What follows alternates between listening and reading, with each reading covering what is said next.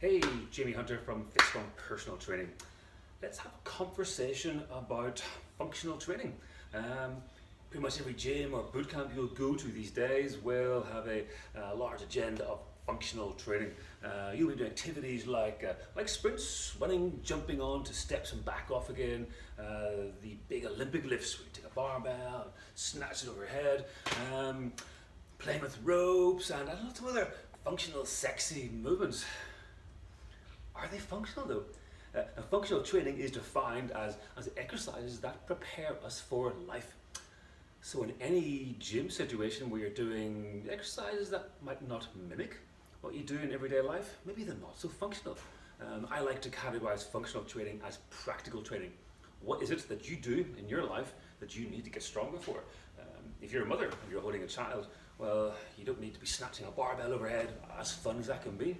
Let's be honest, it can be fun, but you need to have a good strong midsection, lower back, shoulder muscles for holding on to that exponentially growing weight that you're going to hold.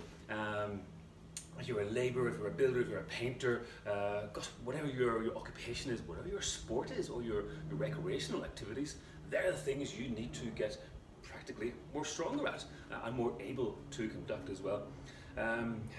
If we relate this to our older generation, so a lot of people fall and they fail to be able to get back up again. That's a huge drain on a lot of medical resources, and people do end up in hospitals because they fall and can't get back up again.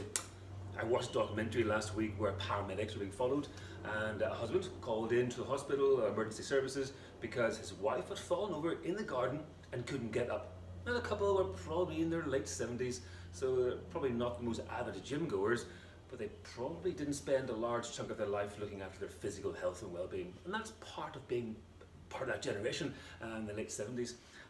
But when paramedics arrived, she was lying on the floor on her side, a bit like a Deadpool type pose, but she didn't have the strength and the ability to do that very simple movement of getting off the floor. The husband sadly was in a wheelchair, unable to help her get up, and the paramedics had to spend their time and public resources in driving out to them. They needed an assistance, of course, but this can be prevented if we can help people learn how to get to the floor and get back up again. If we can give people those fundamental skills. So if you're a trainer, or if you're my age group in the 40s and you've got parents who are getting on a bit, I really encourage you to help them develop some strength to keep those legs strong, to invite them to explore getting down to the floor. How can you get to the floor? Okay, if you've got to use your hands on your knees and whatnot, that's fine. Doesn't matter how you practice it, but practice getting up and down off the floor. If you're in your 40s too, do spend some time on your mobility and your ability to sit on the floor and get back up without assistance from your hands. There's a little challenge for you.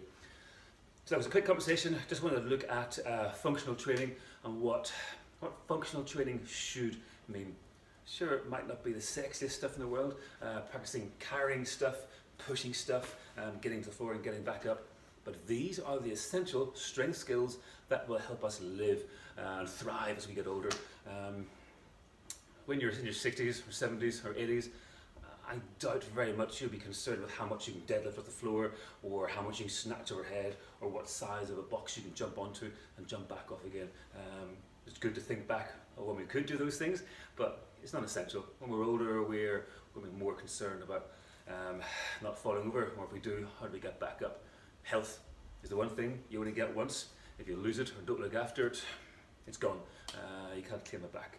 But you can begin to add interest to your health account by practicing these simple skills, and they can be quite fun. So that's all I want to bother you with today in this video is practical training, not just functional training. Any comments? Please put a message down below, whether it's negative, whether you support this idea or don't. I'd love to hear your thoughts. Thanks for watching.